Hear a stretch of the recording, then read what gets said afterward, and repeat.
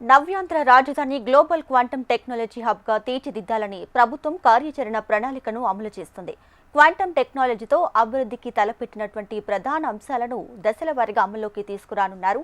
గత నెల 30 తేదీన ముఖ్యమంత్రి చంద్రబాబు నాయుడు, సాంకేతిక శాఖ మంత్రి నారా లోకేష్ క్వాంటమ్ టెక్నాలజీపై ప్రత్యేక సదస్సు నిర్వహించారు. ఆధునిక టెక్నాలజీతో అద్భుతాలు ఆవిష్కరించవచ్చని సాంకేతిక నిపుణులు అభిప్రాయం వ్యక్తం చేశారు. క్వాంటమ్ వ్యాలీ సదస్సు నిర్వహించిన వారం రోజుల్లోనే ప్రభుత్వం ఉత్తర్వులు జారీ చేసింది. అమరావతిని గ్లోబల్ క్వాంటమ్ టెక్నాలజీ హబ్గా అభివృద్ధి చేయాలనే లక్ష్యంతో అమరావతి క్వాంటమ్ వ్యాలీ డిక్లరేషన్ను ప్రభుత్వం ప్రకటించింది.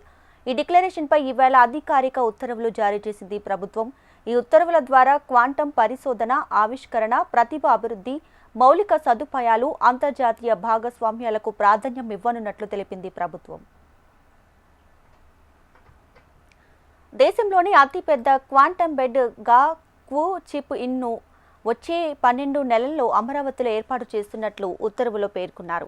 2035 నాటికి ప్రపంచ క్వాంటమ్ కేంద్రంగా అమరావతి అభివృద్ధి లక్ష్యంగా పేర్కొంటూ ఉత్తర్వులు ఇచ్చింది ప్రభుత్వం. ఇక 2026లో ప్రారంభమయ్యే అమరావతి క్వాంటమ్ అకాడమీ ద్వారా శిక్షణ, ఫెలోషిప్లు అందజేయాలని ప్రభుత్వం ఇప్పటికే నిర్ణయం తీసుకుంది.